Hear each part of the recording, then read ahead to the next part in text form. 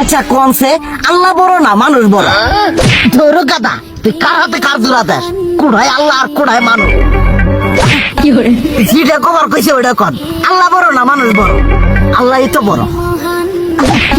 আল্লাহ বড়, তাহলে আল্লাহর কথা না হইলে মানুষের কথা শুনেন কে? কি কইতাছস? কি এর আল্লাহর কথা মানে না মানুষের কথা মানে? হ্যাঁ, কি আর মানুষের কথা শুনেন তাই না? আমনে যে ওই দিনকে ডায়াবেটিসের রোগ নিয়ে যে হাসপাতালে গেলেন, ডাক্তার আপনার কত কিছু খাবার না করলো, সব কিছু না খাই এখন চলতেছেন। তাহলে আল্লাহ যে আপনারে কইছে যে হারাম খাবার না, সুদ খাবার না, কই আপনি তো কাম কাজ বাদ দিয়ে এলাকার আমাদের টাকা পয়সা না গায়ে খালি ওইলে দিয়েই খান, নিজেরা টেও হালাল ভাবে কামাই করেন না, ওই সুদ তো না করে টাকা করে লাভ আহে ওইলে দিয়ে দিয়ে চলেন আর পেটটা বড় বানাইছেন। শুনেন একটা কথা কই, হারামের কোনোদিন আরাম নাই।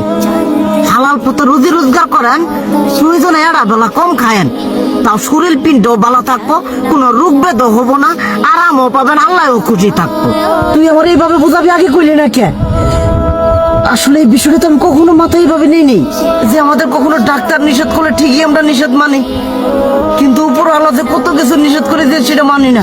আর এই যে হারাম পথে টিয়া পয়সা কামাই করতেছেন, শরীরের মধ্যে দুনিয়া রোগ বেত হয়েছে, দেখা যাইতেছে যা টিয়া হারাম পথে কামাই করতেছেন তার তো বেশি টিয়া মনে করেন জ্বলেই যাইতেছে গা বেশি।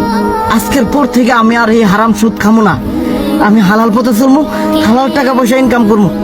এতে করে যদি একবেলা কমও খাইতে হয় তবুও খামো, তবু আমি আর এই হারাম পথে চলবো না। আচ্ছা ঠিক আছে।